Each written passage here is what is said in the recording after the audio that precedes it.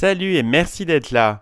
Avec le chanteur dont il a écrit paroles et musique, Daniel Balavoine en chante l'été 1978 et se fait enfin connaître du grand public. Grâce à cette chanson qui résonne comme une profession de foi, Balavoine connaît son premier grand succès qui va l'installer dans le paysage musical français.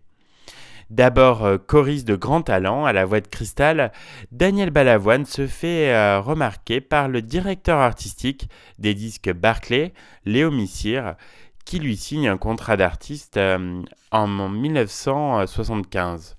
Après deux premiers albums qui ne satisfont pas les espérances de ses producteurs, Daniel Balavoine se remet au travail pour préparer un troisième album dont il sait que ce sera le dernier enregistré sur le label Barclay.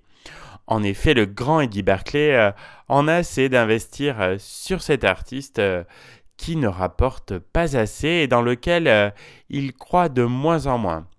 Mais grâce à la persévérance et à la détermination de Léo Missire, il accepte de faire une troisième tentative.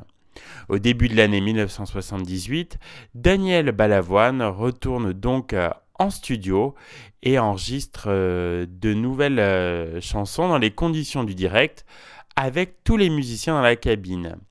Après plusieurs semaines de travail, son directeur artistique passe au studio pour écouter les premières chansons. Bien sûr, il y a des très bons titres, mais Léo Missire ne trouve pas, dans tout ce que lui fait écouter Balavoine, le titre suffisamment fort qui tirera l'album. Il demande donc à Daniel de se remettre au travail.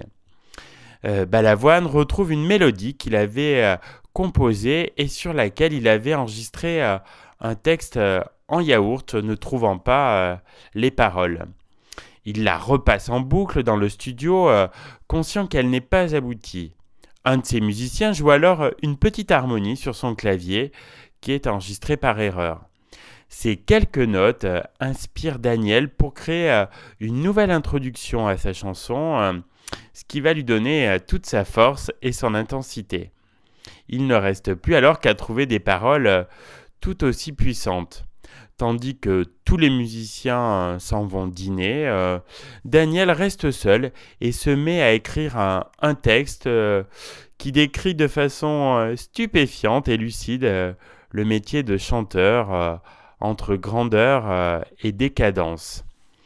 Lorsque les musiciens reviennent, Daniel leur fait lire le texte et ils enregistrent la chanson dans la foulée. Donc le chanteur donnera son titre à l'album, sorti en juin 1978 et deviendra un immense succès avec plus d'1 million d'exemplaires vendus, ce qui fera de Daniel Balavoine une grande star populaire.